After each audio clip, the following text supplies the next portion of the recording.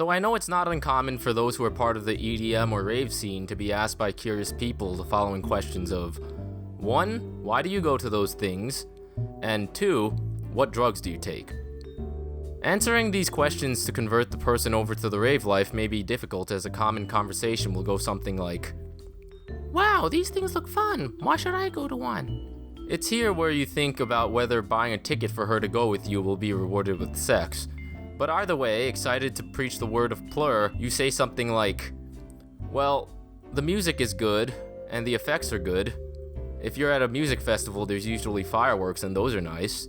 To which she then thinks about whether you'll buy a ticket for her that will be repaid with sex. If she's that kind of freak, that's probably enough, and you'll work out who pays for the ticket soon after. If not, she'll respond with something like, "Okay, good to know." If they're a cool person that you can see yourself raging with, you try to salvage the situation by responding with other reasons you can think of. Chances are you say something you shouldn't have, and she begins leaving you unseen. Now, whether this person asking you is just a buddy who's looking for something new to do in life, or is someone you have some romantic interest in, as a rave goer, you feel it's your duty to have them experience it at least once. Because of this, to have the greatest rate of conversion, I thought I'd provide a string of logic for how to best respond. The most important factor to first take into consideration is whether they already enjoy the music. If so, it just makes convincing them to give it a try that much easier. The next important question is, are they underage? If they are, stop and really consider what you're doing here. Next, you want to identify which of the following types of people they fall into, and use the corresponding talking points. They will either be A. A person that loves the music. This type of person is the easiest to convince, as there's a good chance that they're just looking for a crew to go with, as the crowd does seem intimidating. If so, ask them who their favorite artists are, followed by providing them info on when and where they can find said artist or artists.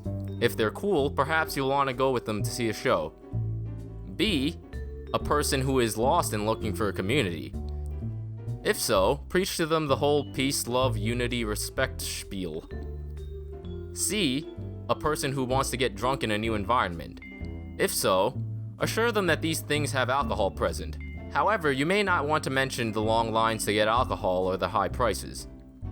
D. A person who loves to dance. If so, first identify if they know how to shuffle, tut, muzz, or whatever dance style that's popular at these things. If they do know, ask why the hell they haven't been to one yet. Regardless, let them know that they're great places to boogie. E. A person who wants to try some drugs. If so, first identify whether you enjoy being anything but sober at these events. If you are, I'm sure you could take it from here. If you aren't, point them in the direction of someone who can better assist them. In either case, make sure to talk about drug safety even if they don't want to hear it. F. A person who wants some action. If so, show them pictures of the people who go to these events, ranging from the thick to the swole.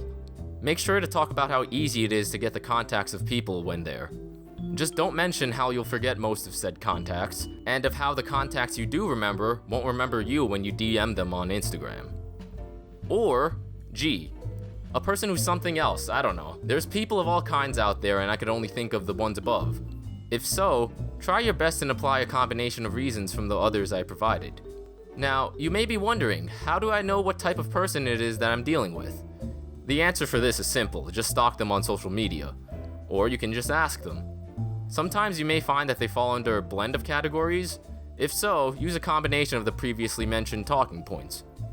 Other times, you may find difficulty identifying them, as some people are shy.